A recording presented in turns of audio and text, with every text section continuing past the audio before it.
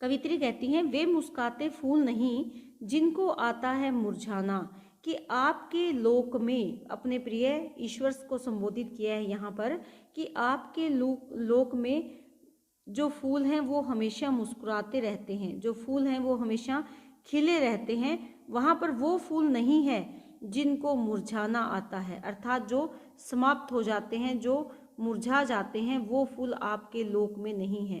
क्या अभिप्राय है कि आपके लोक में जन्म तो है लेकिन मृत्यु नहीं है। वे तारों के दीप नहीं जिनको भाता है बुझ जाना, कि आपके लोक में जो तारे हैं वो दीप के समान हमेशा टिमटिमाते रहते हैं, हमेशा जगते रहते हैं, प्रज्वलित रहते हैं, उनको बुझना नहीं आता, ना ही उनको ये अच्छा लगता है। क्या अच्छा नहीं लगता तारों को, या जो दीपक रूपी तारे हैं उनको क्या अच्छा नहीं लगता?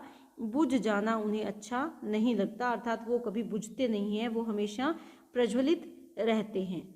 आगे वो क्या कहती हैं, वे नीलम के मेघ नहीं जिनको है घुल जाने की चाह। कवित्री कहती हैं कि यहाँ जो आकाश है, नीलम अर्थात आकाश है, उसमें वो बादल नहीं है, मेघ यानी बादल नहीं है जिनको घुल जाने की, समाप्त हो जाने की इच्छा हो। जो संसारिक बादल हैं वो आते हैं, बारिश करते हैं, बरसते हैं और समाप्त हो जाते हैं, लेकिन देवलोक में हमेशा जो बादल हैं वो बरसते रहते हैं, कभी समाप्त नहीं होते, उनमें समाप्त होने की कोई चाह या कोई इच्छा भी नहीं होती।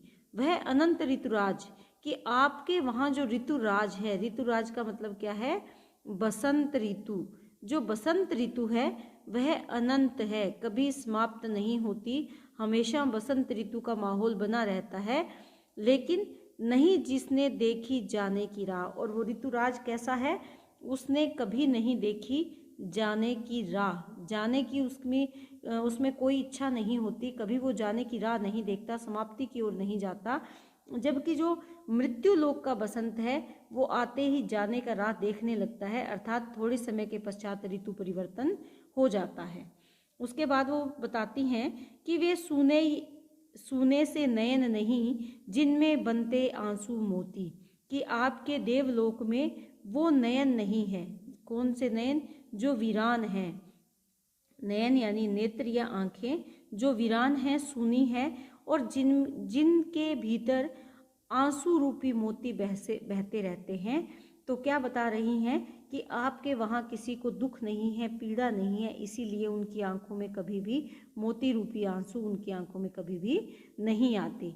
वह प्राणों की सेज नहीं जिसमें बेसुध पीड़ा सोती, और आपके वहाँ रहने वाले जो लोग हैं, जो प्राण हैं, जो आत्मा है, उसको कभी भी पीड़ा या वेदना का अनुभव नहीं करना पड़ता।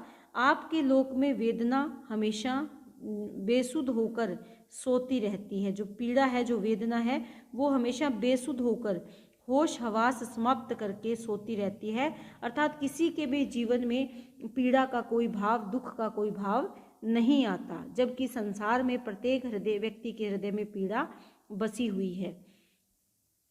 ऐसा तेरा लोक वेदना नहीं जिसमें अवसाद, कि तेरा लोक कैसा है जिसमें ना तो वेदना है, वेदना यानी ना तो पीड़ा है, और ना ही अवसाद यानी दुख है। किसमें? तुम्हारे देवलोक में। जलना जाना नहीं, और तुम्हारे लोक में जलने का भी किसी को पता नहीं, ज्ञान नहीं।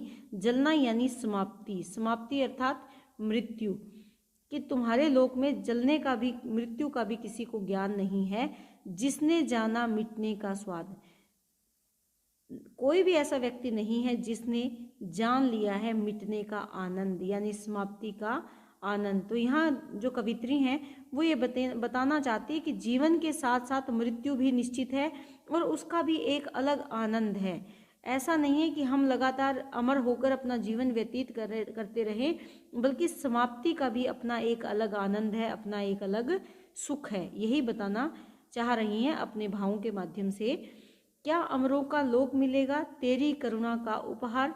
यहाँ कवित्री क्या कहती हैं कि क्या अमरों का अर्थात देवों का, अमर लोक जिसे कहते हैं, कि अमर लोक मुझे मिलेगा तेरी करुणा के रूप में, कि मेरे प्रति तुम्हारे मन में जो करुणा का भाव है, क्या उसके बदले में तुम मुझे जो उपहार देना चाहते हो, जो भेंट देना चाहते हो, वो देवलोक होगा। रहने दो हे देव। लेकिन कवित्री इनकार करती है और वो क्या कहती है कि हे देव रहने दो, मुझे ये करुणा का उपहार नहीं चाहिए। मुझे क्या चाहिए? यह मेरे मिटने का अधिकार। मुझे तो मेरे समाप्त होने का, मिटने का ही अधिकार चाहिए। मैं इस जीवन की सार्थकता किस में मानती हूँ? मिटने में ही मानती हूँ। जीवन की अमरता मुझे स्वीकार नहीं है। वो ये चाहती हैं कि मैं मिट पाऊँ, समाप्त हो पाऊँ। तो ये हमारी कविता है जिसके माध्यम से महादेवी वर्मा ने अपने भावों को अभिव्यक्त किया है। उम्मीद करती हूँ कि इसकी व्याख्या आपको अच्छे से समझ में आ रही है।